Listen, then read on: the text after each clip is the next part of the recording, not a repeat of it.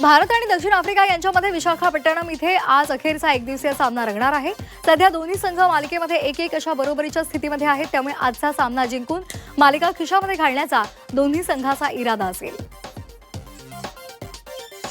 दक्षिण आफ्रिकेविरुद्धच्या अखेरच्या सामन्यामध्ये भारतीय संघामध्ये अजून एक बदल होण्याची शक्यता आहे। अखेरच्या सामन्यामध्ये अष्टपैलू खेळाडू वॉशिंग्टन सुंदरच्या जागी फलंदाज तिलक वर्माला संधी मिळण्याची शक्यता आहे। जर तिलकला संधी दिली तर भारतीय संघाची मधल्या फळीतील फलंदाजी अधिक भक्कम होण्याचा अंदाज आहे।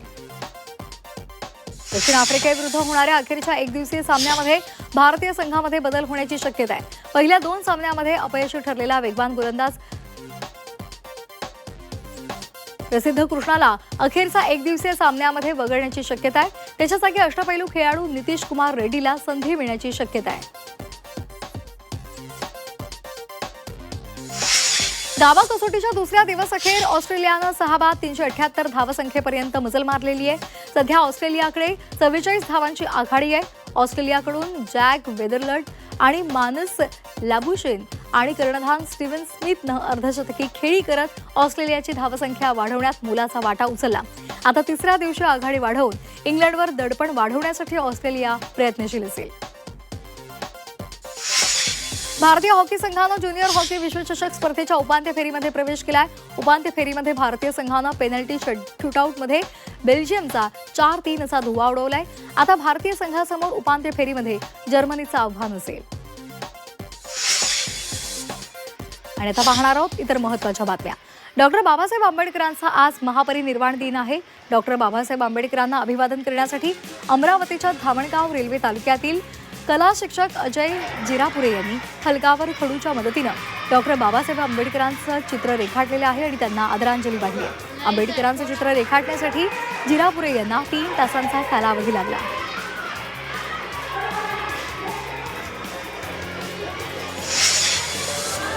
अकोल्यामध्ये भारतरत्न डॉक्टर बाबासाहेब आंबेडकर यांच्या महापरिनिर्वाण दिनानिमित्तानं भव्य कॅन्डल मार्च काढण्यात आला।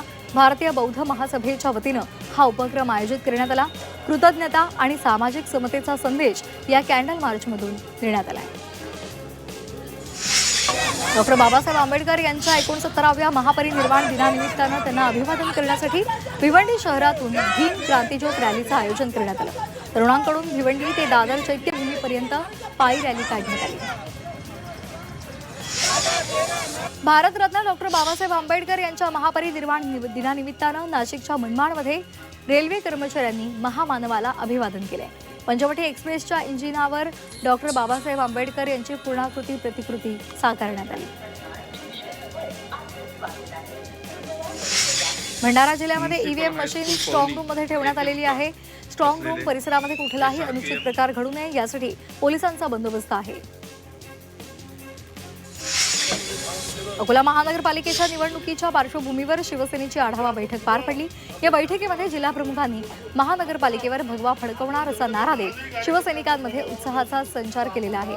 मात्र या बैठकीमध्ये काही ज्येष्ठ नेते आणि पदाधिकाऱ्यांची अनुपस्थिती विशेष चर्चेचा विषय ठरली।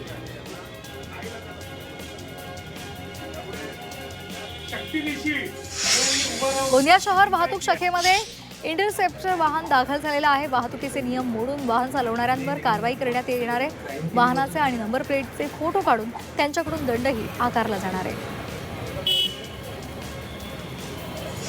पुण्यामध्ये जांभूळवाडी परिसरातील रेडी मिक्सर दगड खाणीमुळे मोठ्या प्रमाणावर धुळीचं साम्राज्य पसरलंय। या ठिकाणी डंपर वाहतुकीसाठी रस्त्यावर खडी पसरलेली असून दुचाकीचा अपघात होण्याची शक्यता आहे। या संदर्भात प्रशासनाकडे अनेकदा तक्रारी करून सुद्धा कोणतीच कारवाई होत नसल्याचा आरोप स्थानिकांनी केला।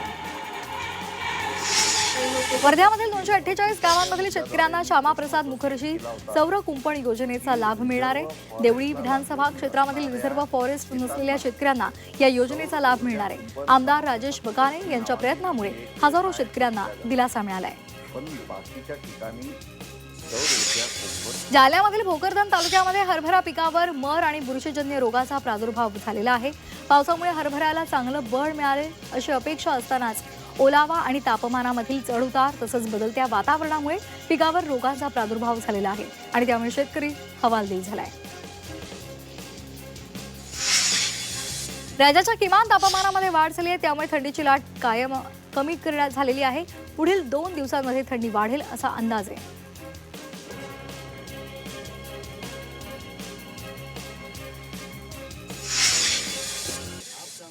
छत्रपती संभाजीनगरमधील विटावा फाटा जोगेश्वरी रोडवर गोमांसाची तस्करी सुरू असल्याचं उघडकीला आलंय. गोमांसानं भरलेली रिक्षा जात असल्याची माहिती मिळताच गोरक्षकांनी ती रिक्षा अडवली. यावेळी तपासामध्ये रिक्षामध्ये गोमांस आढळलेला आहे, त्यामुळे परिसरामध्ये गोंधळ उडाला. छत्रपती संभाजीनगरमध्ये मालवाहू ट्रक पुलावरून कोसळल्यामुळे अपघात झाला. चालकाचं नियंत्रण सुटल्यामुळे हा अपघात झाल्याचा प्राथमिक अंदाज आहे. अपघातामध्ये जीवितहानी झालेली नाही, मात्र ट्रकचं मोठं नुकसान झालंय. भंडाऱ्यामधील कारधा टोल नाक्याजवळ एका पिकअप वाहनानं ट्रकला धडक दिल्यामुळे अपघात झाला. या अपघातामध्ये पिकअप वाहन चालक जखमी झालेला आहे. तसंच या अपघातामुळे वाहनाचं सुद्धा मोठं नुकसान झालंय.